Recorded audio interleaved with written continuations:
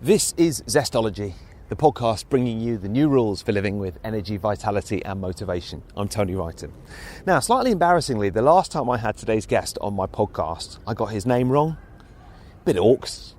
It's supposed to be Drew Canole-ee, but I called him Drew Canole. Easy mistake to make. I'm sure you can understand why I made it. Yeah, but it's not Drew Canole as in sausage roll, it's Drew Canole-ee. Bearing in mind how well he's known in the States, maybe I should have known that, but I still think an easy mistake to make. And Drew, being as lovely as he is, didn't seem to mind at all that I rhymed his surname with sausage roll, and he's back for more.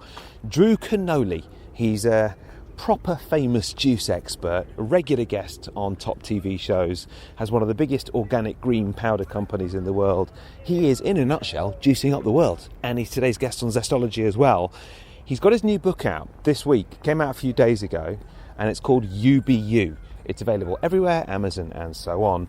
And in this podcast we talk juicing, obviously, got to talk about juicing with Drew Canole-ee, but we also go much deeper. We talk meditation, jumping in the sea every day, the best ways to chill out when life gets stressful. And then things start to get a little bit crazy. We talk about lucid dreaming, astral projection, going to different dimensions. All starts to get a bit trippy. So as I walk through the park in central London, if you were wondering what the sounds are in the background, it's just a lively afternoon here in London near my house in SE1. And I think the kind of depths that we went into on this podcast today, the whole astral projection, going to different dimensions and everything else, I think Drew can get away with it because he really knows his stuff and he's got that authority from having been so successful. He's very well known in the States. So in a nutshell, he's fantastic. Hope this podcast helps juice you up and inspire you as well. Here is Drew Canole-ee on Zestology.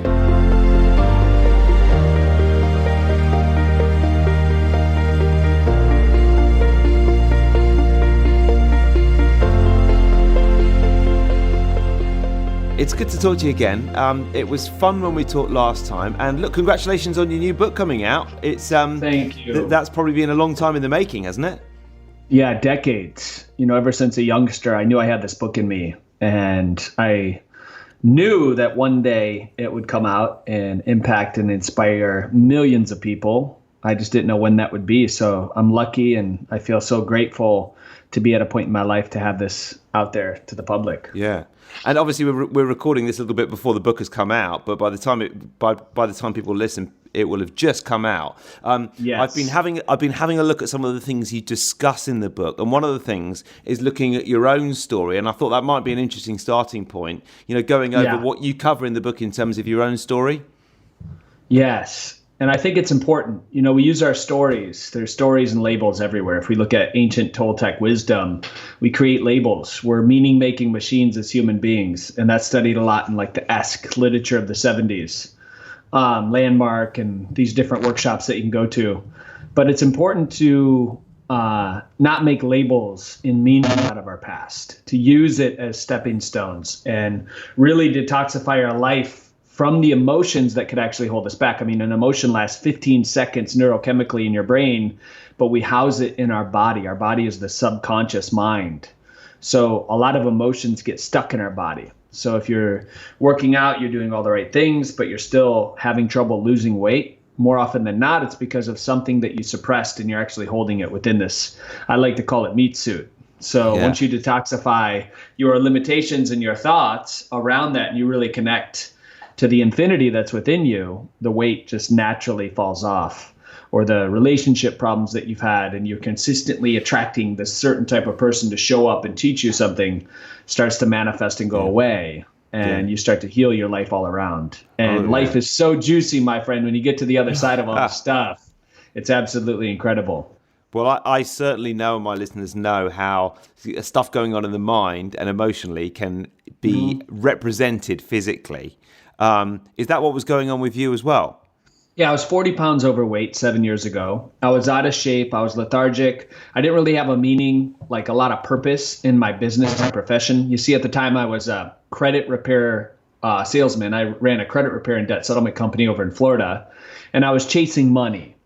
And every weekend I would go out and I would eat and I would sabotage my diet and I would do all these things. And it was all externally focused because I was afraid of looking at the man in the mirror. And as soon as I looked at the man in the mirror and I actually saw one of my mentors, Frank, for 2 years in a row, I'd meet Frank for breakfast. I talk about it in the book, and he taught me a lot of lessons. But the biggest lesson that I learned from Frank was, if you do something in your life, make sure you're doing it to impact other people, to change their life, to lift them up. So one thing I like to say is, when in doubt, focus out. I think a lot of anxiety, a lot of depression, a lot of the mental disorders that are around our fields, our energy fields today, are because we're so busy looking at ourselves, and it's hard for us to get silent and listen to that still small voice that's inside. And there's great wisdom in that. So the book actually teaches you exercises and principles that are said in today's speak that you can use in your life to really listen to that still small voice and and connect to who you really are, which is why it's you be you. So connecting to the big you, the you that's connected to the universe and all things and all realms and all dimensions throughout all time. Once you get a taste of that, and it doesn't happen overnight. There's a lot of work. There's a lot of exercises that have gone into this.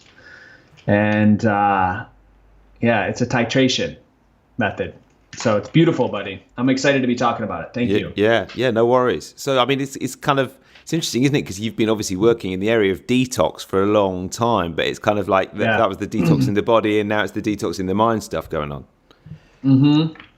And the reason the detox in the body must be is because in the 3D experience that we have, the three dimensions, right? We look and we see around us. We use our five senses in the 3D realm. And the 3D realm is a black hole. We can get stuck here all day long. We can live our whole entire lives only experiencing the 3D realm. But what's in the body is the past, because we need memories to form and to protect us from what's going to happen that's coming up in the future. So as a human being, we're always in the 3D, but we're thinking about the past and we're thinking about the future. We have a trash can in our head. And it's a trash can that's so noisy, that's so loud, that very rarely are we truly able to enter the 0 point state or the unified field or the oneness, right? Universal oneness, universal consciousness. And when we're robbing ourselves of that, of all the noise that's around us, the Instagram, the instant fix, the right swipes in the dating apps, and everything's so quick now, I think we lose a lot of our basically superpowers that we have as humans. We all have them. You have them, I have them. And to me, that's what lights me up. It's getting to know somebody and activating them in a deep way to where they start to see things in their life that they've never witnessed before, and they become massively more powerful humans. Yeah, I mean, actually, the hecticness, I think, not only does it not kind of let us become who we actually can be, but I think more than that, it takes us to it reduces our potential as well. And I certainly notice it myself. And sometimes for me, it really is, you can spend so much time in your head these days, because not only are there all these thoughts going on, which is probably just human, but also there's the Instagram and the dating apps and everything else. And the moment you do like a 3-minute hip stretch or something like that, all of a sudden you just start to switch into your body again. And even that can be quite a profound change. Oh, yeah. And I think the best meditations are actually the in-body meditations, which is why you and I love to work out so much, because it brings you into the present moment. And as soon as you're in the present moment, you actually enter the fourth dimension. And the fourth dimension is where the only place that you can actually create and manifest is from the 4D. So when you're doing that hip stretch, you're actually in that moment of creation. So the water, you're now observing. So you're observing the pond. And most of the time there's waves, there's wind, there's animals on the pond, it's crashing, there's all this noise. So as soon as you observe it and it's silent, you're no longer the actor. And I talk about this a little bit in the book. When you're the actor, you're persuaded by life's circumstances, right? And you're a victim a lot. Like, I got a parking ticket. Oh, it's the cop's fault, and I should have been able to park here. Or I got cut off in traffic. Now look at this asshole. Or I got sick, I got the flu this weekend. Shouldn't have had those tacos. You're blaming everything outside of yourself, and there's all this noise going on. So once you enter this still stillness, during that hip flex, you're pulling your consciousness back into your body. That's when you can really start to create and observe as the producer, which the producer can see what the actor's doing. They're caught up in their stuff. Right. But not until you get to the place of the director, which is above the producer, can you start to direct your thoughts consciously and really start to manifest the things that you're going for, the creations that you're wanting to do in this life experience. And to me, I want to be in the director's seat as much as possible. I don't know about you. Yeah. But, so from the director's seat, you just mentioned Embody meditations. Is that what you called it? Embody? Yeah, being in your body. Yeah, and how would that work? How would an in-body meditation work for you? Yeah, so in-body meditation, there's TCM, which is transcendental meditation. There's all kinds of meditation where you close your eyes, you look on your pineal gland. I mean, there's every type of meditation or chant that you could do based on ancient Indian practices or all this old Egyptian technology from Hermetic principles, but all this stuff, right? So for me, it's simple. I want to be in an active meditation where my eyes are open. I'm breathing. I'm letting my gaze, my peripheral vision open up. And then I'm bringing it back in. So I'm just taking in everything. And I'm looking around. And I'm getting very present. I'm looking at my hands. I'm looking at the room. I'm breathing. I'm looking behind me. And while I'm doing this, I'm giving gratitude, right? Here's a practical thing we can do for your listeners. I call it like a little spa break. And I heard this from one of my spiritual teachers.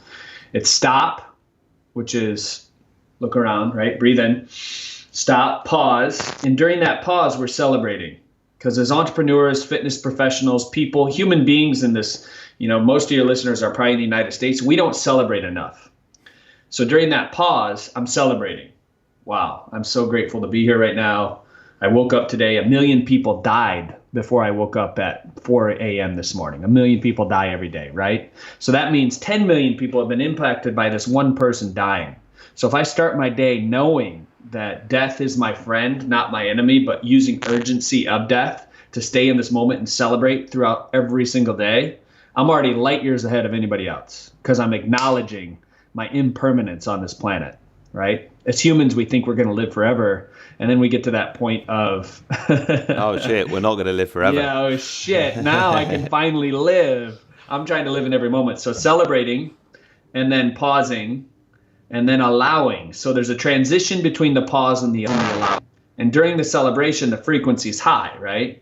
So now it's allowing. What else can I create today to make it even more magical? To create even more joy for the people that I love that are staying at my house or my family that I'm going to see this weekend? How can I emanate more joy in my ways of being, in my body, to impact them? And this is all, you can do it in like 3 minutes. It doesn't take long, but it's doing it often enough to change your frequency or change your state so that you're profoundly different around the people that you come in contact with, so that they look at you and they're like, I want to vibrate like this person.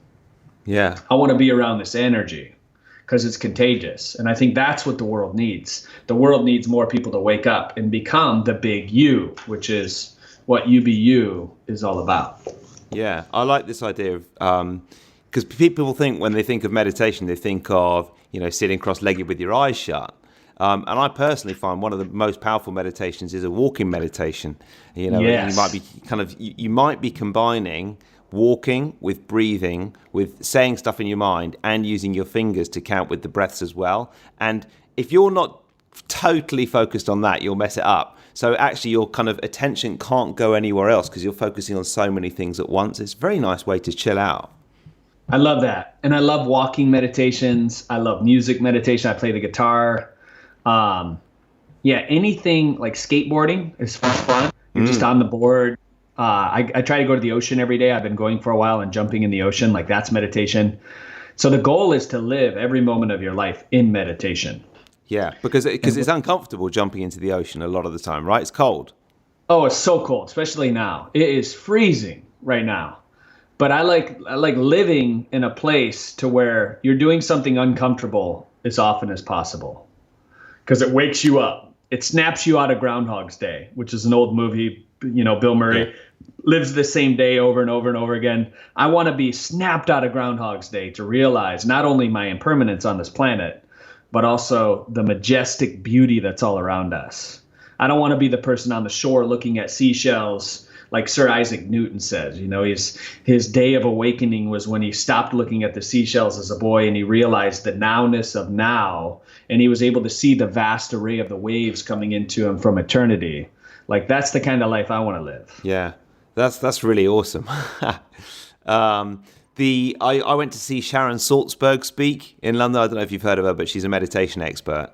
And one of the things that she kind of gave me a little bit of confidence around in terms of meditation was the fact that she's written this book where there's just loads of different types of meditation. And it's all right to do different types and to kind of tap into whatever works for you. Some people just don't want to meditate first thing in the morning. I find it a really hard time because I wake up and I'm full of energy. I still do it then because it's the only time I'll actually get it done.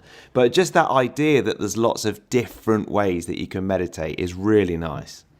Yes. And meditation, I mean, it's amazing. Like, it's Mother Nature's greatest medicine, truly.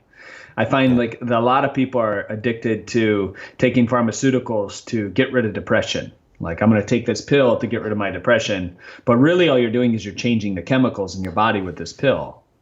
So meditation can do a lot of that for you. But it's work. You're not going to be a Jedi master in the very beginning where you're able to track your thoughts and then just let your thoughts go into eternity. Like, it takes a little bit of time and practice. But I think once you're able to do that and you can see your thoughts for what they are and not form any meaning around it, then the ego dies. Or at least it jumps in the back seat and it's like, all right, higher self, I'm going to let you take over, which is a beautiful place to be in. Now, do you find your brain is a little bit like mine when you do meditation? You sit down at the start of it and you're like, oh, I'm going to have to do this. At the end, It's great. But at the start, I find it hard to remember why I need to do this, if that makes sense. Yeah, and I've experienced that for sure, where it's like a chore to meditate, or it's something that you have to do versus I am blessed to do this.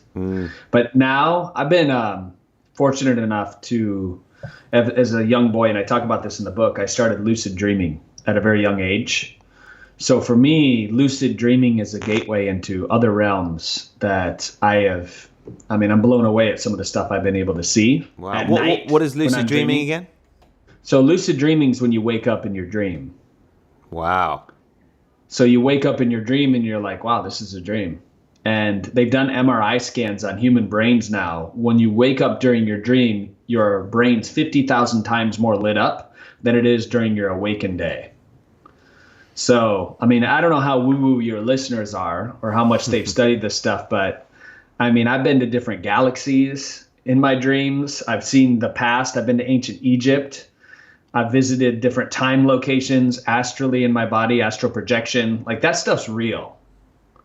So we're so focused on the 3D experience so much that beyond that is just infinite. I've been working with a Toltec shaman for about 10 years now, a decade, doing dream time with him. And the Aboriginal shamans, they used to lay together in circles at night, and they used to enter portals together during dream time and travel. So I have a few friends where we'll meet up in dream space, and then we'll wake up and we'll compare notes, and the dreams are real similar. Wow. What they saw, what I see. My dreams are more like I'm having sex with someone, or or what am I going to be cooking for dinner tomorrow night? So you work with someone who actually helps you develop this. I think it's a skill that we all have, but it's working with somebody who basically, I mean, that's why they're here. They're here as a real guru, right? I'm not a guru. I'm going to be first one to say that. I'd rather be a guide on the side helping other people up on the stage. But this dude's a guru. And a guru basically means gu comes from darkness, and then ru comes from dispeller or light bringer. So a guru just basically dispels darkness with the light. And this guy, I mean, I've heard stories about him pulling people out of comas that have been in for like 6 months, like entering a different dimension where the person's just hanging out, waiting to go back in their body. Like, this guy will show up and then help them back in. Like, that stuff's real, dude. Yeah. It's crazy. And I know it sounds absolutely insane to a lot of people listening to this, but once you see it and you hear about it long enough, you start believing. See, you can get away with this stuff, Drew, because people know you as being kind of famous for something different. And I always think that's my something that's good for me, the fact that people know me from being a sports presenter. Then if I talk about something a little bit more hippy dippy, they'll at least be like, well, you must be all right because he talks about football sometimes. So because I mean, this stuff is, I'm fascinated by it and I'm open-minded to anything, but it's kind of, some people will listen to it and say, wow, it's pretty far out there. Yeah, absolutely. And that's fine. I actually love it. I think you are where you are for a reason. And where you are right now is perfect. So, but if you're looking to expand into a bigger life, really owning your awesome, getting rid of those limitations, like UBU is for you for sure. And you mentioned going, I think one thing that's really interesting is you could also get the same effect by doing something which is far more accessible, like running down to the sea and jumping into the sea every day. Is that something that you do every day? I've been doing it every day for the past week and I love it. Like it's so grounding to be in nature. And I find that most people that I know, they get stuck behind cubicles, they work all day, and then for what? Like jumping in the ocean once or twice a year. I'm in California. Even the state tax here is 13-14%. So if you're going to live here, you might as well take advantage of all the beautiful hikes, the oceans that we have. It's just this vast array of beauty, unlike a lot of other places in the world, and I'm totally blessed to be where I am. Yeah. So you get in, you feel absolutely freezing, but straight away you're in a different state physically and mentally. I actually think about getting in the sea. It's not that much fun, but when you get out, you feel totally invigorated, don't you? Invigorated. You feel so connected. And biologically, on a scientific level, the earth drains your body of all the negative ions that's in it, all the stress that you're holding, grounding, like getting rid of inflammation in your body.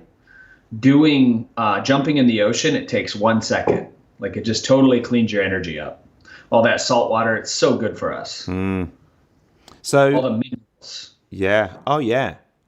So you do that and you've written this book, but at the same time you're still doing all your other stuff, aren't you? The stuff that we talked about last time.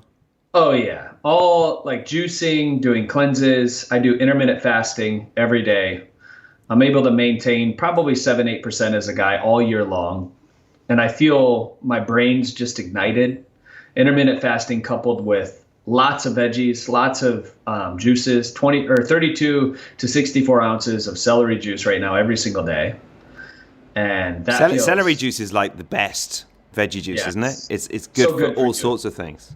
Yeah, drink it on an empty stomach. It rebalances all the minerals in your body. I mean, it's just loaded with high nutrient stuff, micronutrients. Most of the time we don't get enough micronutrients, and a lot of people are starving because of that. They're eating tons of macronutrients, and the obesity problem here in America is, what is it? 35% of people are obese, 65 are overweight. Like that would be ended if people understood the power of micronutrients versus just eating their macronutrients. So, which is why we created Organifi. Yeah. Right? Our superfood company. Yeah. Well, absolutely. And I was chatting to someone at the weekend who's from Romania, and she was saying that there's a real problem with obesity in Romania because for so long people went with so little that now the culture is very much about having another helping because you don't know where the next meal might come from. And I wonder actually if it's not just Romania, but kind of right across the world culturally, that's the way that our brains think at quite a primal level, which is why often these problems start to occur. Yeah, absolutely. It's Maslow's hierarchy of needs, right? One of our base needs is food and shelter. So if you have trauma, like if you have a trauma wound that's open up, that's creating this feedback loop of your brain saying that I may not get enough food, then if you're in the acting seat, which we talked about, right? If you're the actor of your life, then you're constantly going to be persuaded to eat more food and eat more food and eat more food. And no matter what, it's not going to be enough. Now, once you close a part of that wound that you have open from not having enough food and scarcity a point in your life, maybe that transitions to money. So then it's, I don't have enough money, I don't have enough money, I don't have enough of this, I don't have enough of that. And then your house begins to look like a warehouse. You have so much stuff in your house because of the wound that's been opened from one of the limitations that you've had from childhood, saying that you didn't have enough. And because that's opened up, then you're the person that has to have. You got multiple cars, you have a huge house, you have a warehouse, but you still feel empty inside. And where does that come from, right? So you start to close that one up a little bit. And then you're moving up the Maslow's hierarchy of needs to a place of identity. And once you hit the identity, once your beliefs change about who you are and about the world, then many people fall into the trap of getting so sold on one belief that they're unwilling to switch. And then they see their life pass them by, and they've held on to a lot of beliefs that could be harming other people.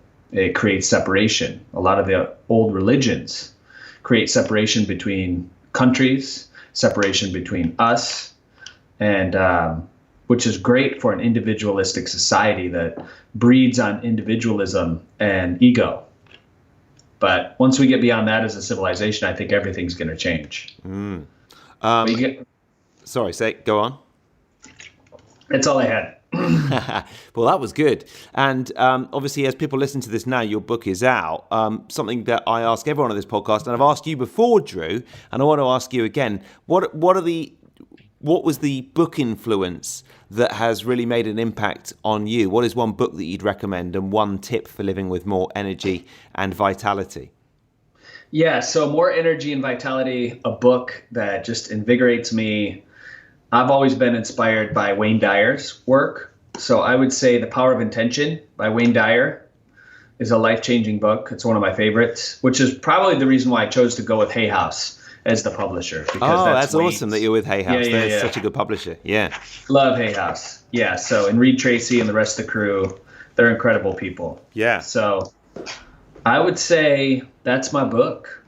I'm sticking to it. That's awesome. And then what about one tip for living with more energy and vitality? Yeah. One tip is for living with more energy. Well, I'm going to do one on a biological basis, and that is hydration. And not just any hydration, making sure your water, your nutrients, your micronutrients are there. I find that people are vastly chronically dehydrated, and they eat more and they wonder why they don't have energy. So every morning I wake up, and part of my morning ritual is to drink 32 ounces of water with lemon, a little bit of cayenne pepper, and a little bit of pink Himalayan sea salt. That's going to give you more energy. And then the second tip, we've talked about it, for more spiritual energy is to really start to understand that you are not your thoughts. And once you begin to see your thoughts as the producer and then into the director role, your life will shift completely. I like to say the day that I was born was one of the most profound days of my life, right? Because I was born into this experience. But the second day to that was the day that I realized that I am not my thinking. And that I could actually control my thoughts. Because in the 3D world, thoughts have a frequency and a vibration. Everything is frequency and light vibration around us. Everything is sound. Even colors is sound.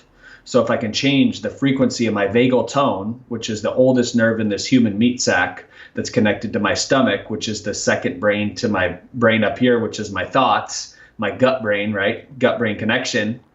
My first mind, my second mind. If I can change my vagal tone, the vibration that creates with the thoughts, because my bacteria, my microbiome's in alignment from the micronutrients, which is the 3D aspect of what Organifi does and other nutrients that are out there, then I start to reflect that in my experience. I start to draw back to like conditions of what I'm thinking. So I've done it my whole life. I would say if there's one thing I'm really gifted at, that's manifesting goals and desires that I've had in my heart. And I can help other people do that as well. And we talk a little bit about that in the book, but it's really getting in control of your thinking. That's the second thing for vitality. That's very cool. And obviously, I'm looking forward to reading the book myself. And as of yet, it's not out, but it will be when people hear it. So where can people find it now? Yep. So right now, ububook.com, you can get it there. And when you do pre-order it, actually right now, or if you get it after the fact, you get bonuses. You get my 4-part masterclass, a lot of videos that are great. I go into detail about how to create that frequency, that energy of your environment, a sacred environment in your house, how to create vitality in your body, and then 3 meditation tracks that you can listen to change your subconscious mind and start to see possibility more in your reality. One for sleeping, one for awaking, and a vitamin B shot for energy throughout the day are the meditations. And if you pre-order, you also get self-love checklist that I used to use back in the day to change my state rapidly. It only takes like 2 minutes to do that with the self-love checklist. And then also tickets to a San Diego event that I'm putting on October 19th here in San Diego for 2 hours. So if you order 2 books, you actually get seats to the event as well, which is going to be phenomenal. People from all over the world that are into this stuff. We got people flying in. Actually from London, somebody messaged me. They're like, I'm coming to your 2 hour event. I bought Brilliant. 2 books. Yeah, the event's not costing anything outside of just the books. Fantastic. So I'll have green juice. It's going to be beautiful. We'll have a little dance party. It's going to be awesome. Is it celery juice on its own, or is there a little bit of ginger in there? Or we'll have some Organifi for everybody. Yeah.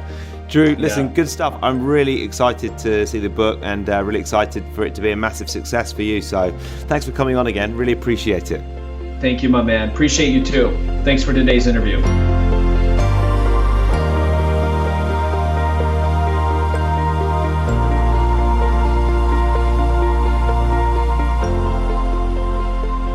Thank you, Drew. Now, every Monday morning, I send out my 3 Zesty Things newsletter.